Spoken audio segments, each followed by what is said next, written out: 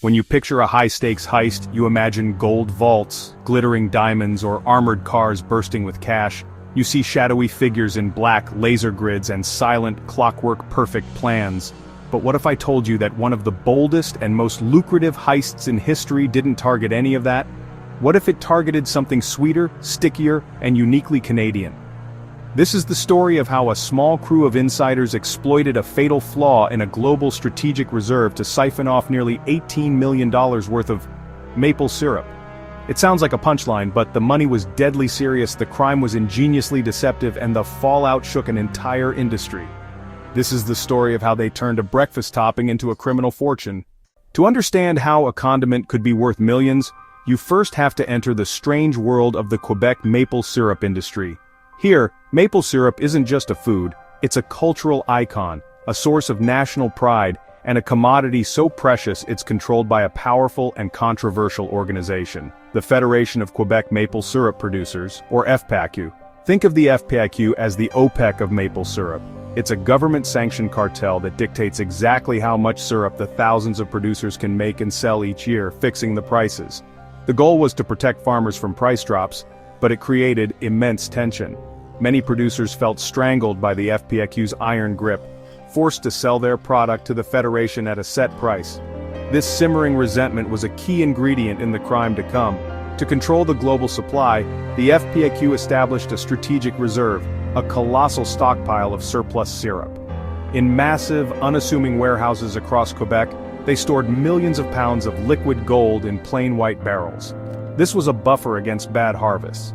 By 2011, one of these rented warehouses in the small town of Saint Louis de Blanford was filled with barrels worth nearly $30 million. But this fortress of flavor had a fatal flaw. Security was almost non-existent, and inventory was only checked once a year. It was a treasure chest hiding in plain sight, waiting for someone to turn the key. Every audacious heist needs a mastermind, and this one was led by a man named Richard Valliere. Valliere was no amateur. He was a notorious barrel roller, skilled in the art of selling syrup on the black market, completely outside the FPAQ's control. He had a bitter history with the Federation, which had previously fined him and seized his house. This wasn't just about money for Valliere, it was about revenge. The opportunity that fell into his lap was too perfect to resist. The inside man was Avik Karen, whose wife co-owned the very warehouse the FPAQ was renting. Karen knew its layout, its schedules, and most importantly, its weaknesses. He knew no one would check the inventory for months.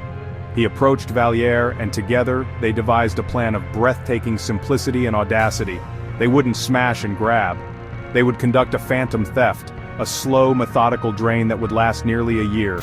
Their crew was a small, trusted circle: Valliere the ringleader, Karen the insider, and a trucker named Sébastien Jutras to haul the loot.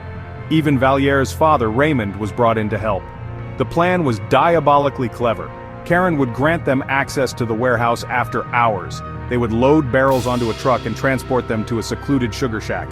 There they would pump out the priceless syrup and, this was the genius move, refill the barrels with water from a nearby stream before returning them to the warehouse. It was a perfect deception. The barrels looked identical, they weighed nearly the same, and no one would be the wiser. From the fall of 2011 to the summer of 2012, the operation was in full swing. Night after night, under the cover of darkness, Jutras drove to the warehouse, swapping priceless barrels of syrup for the worthless, water-filled fakes. It was a grueling, high-stakes process. Each barrel weighed over 600 pounds, a colossal physical effort with the constant threat of discovery. The stolen syrup was then handed off to Valliere, who used his extensive black market network to sell it to distributors in other Canadian provinces and the United States, far from the FPAQ's reach.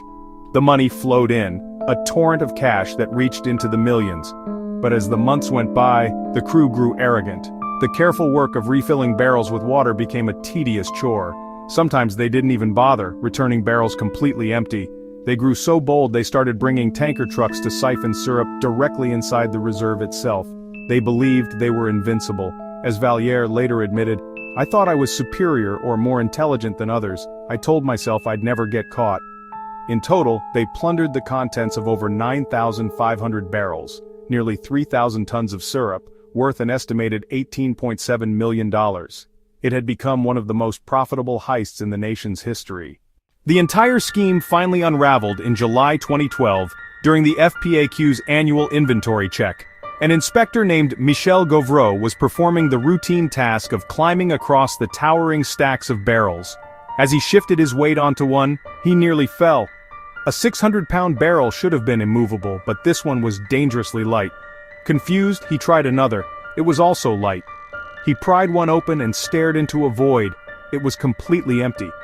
A quiet dread turned to outright panic. Gauvreau and his team scrambled to inspect more barrels. They found dozens empty. Worse, they found barrels that felt heavy but sloshed with worthless water. They also noticed a critical clue. Some barrels were beginning to rust, something pure maple syrup naturally prevents. In that moment, the horrifying scale of the deception became clear. A ghost had been in their vault, robbing them blind for almost a year. The FPAQ immediately alerted the Sûreté du Québec, the provincial police. A massive investigation was launched, involving over 300 interviews and 40 search warrants. The evidence pointed to an inside job, and the trail of rusty barrels and black market sales led them straight to the door of Richard Vallières and his crew. Between December 18th and 2012, police units moved in, arresting multiple men connected to the audacious crime. The ringleaders, including Richard Vallières, Avec Caron, and Sébastien Jutras, were all taken into custody. The ensuing trials captivated the country, a bizarre saga of high finance and a breakfast staple. In the end, the law came down hard. Avec Caron, the insider, received 5 years in prison and a $1.2 million fine. Richard Vallières, the mastermind, was handed the most severe sentence, 8 years in prison and a staggering fine. The court ordered him to pay back the full value of the syrup he was found to have trafficked, $9.4 million.